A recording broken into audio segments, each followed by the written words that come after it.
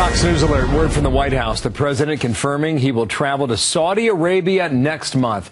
Two major issues on the table here. Ambassador John Bolton, former U.S. ambassador to the UN and Fox News contributor, and circuit day to you. I guess Iran's number one and Syria is probably 1A. Is that how you'd rank it? Well, I think exactly right. This is an alliance that's in deep trouble. The Saudis very disaffected over the past several years with what they see as a feckless American policy on Iran's nuclear weapons program, and are equally critical of the Obama administration over the last 3 years in the events in Syria. They have very different views as to what's at stake, and there's a lot of room to talk here because there are a lot of differences between Riyadh and Washington. You're suggesting they do not have a lot of confidence in this administration or even President Obama. What does he say to keep that relationship together? Is that the effort here?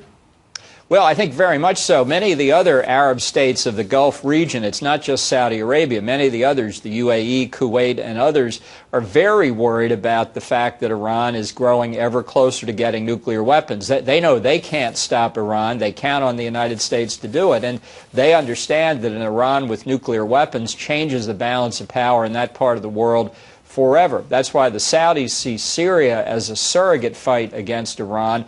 They're backing, I think, the wrong horse there, and supplying some of the radicals, including perhaps Muslim Brotherhood or even worse, al-Qaeda terrorists. But their view is that the Assad regime is simply a proxy for Iran. Yeah. In the world of diplomacy, you can have these conversations on the phone. But the fact that you're going there physically to talk one-on-one, what else does that suggest in your experience?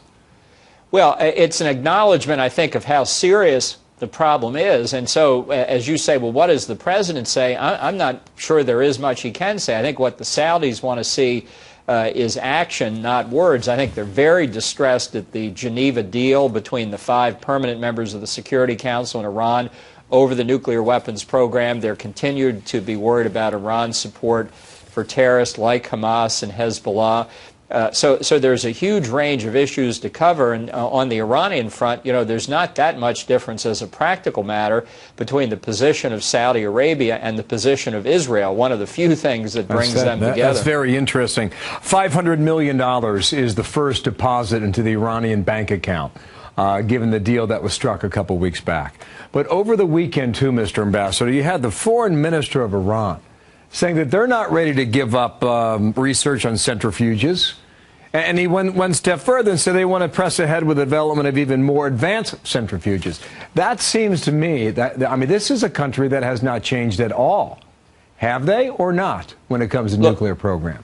The Iranians knew exactly what they were doing when they negotiated the Geneva deal. They were prepared to make trivial, insignificant concessions on their nuclear weapons program in exchange for unfreezing some of those assets and getting relief from the sanctions. And that's exactly what they accomplished. So I think what they're saying is that this is the deal you agreed to, you can live with it. And I'll tell you, as proof that their strategy is working, just this morning, the press is reporting that Baroness Catherine Ashton, the chief EU negotiator, is already saying, you know, it may take longer than the 6 months of the interim deal to negotiate a comprehensive solution, and if it takes longer, we should take the time that's necessary. That is exactly reading out of Iran's playbook. Once this process starts, it never ends, thus buying them political legitimacy and more time to work on their nuclear program. And if you go 6 months or longer, you're looking at $4 billion plus back into the Iranian economy that they were not getting before. And that's the rub when it comes to sanctions. And that's why you have significant Democratic senators bucking the White House on this. And we'll see whether or not something happens there in 10 seconds. Does something happen in Congress now or not? My prediction is no bill comes to the Senate floor. There are not going to be any new sanctions under this administration. Wow. John Bolton, thank you, sir. We'll watch it again, as we always do.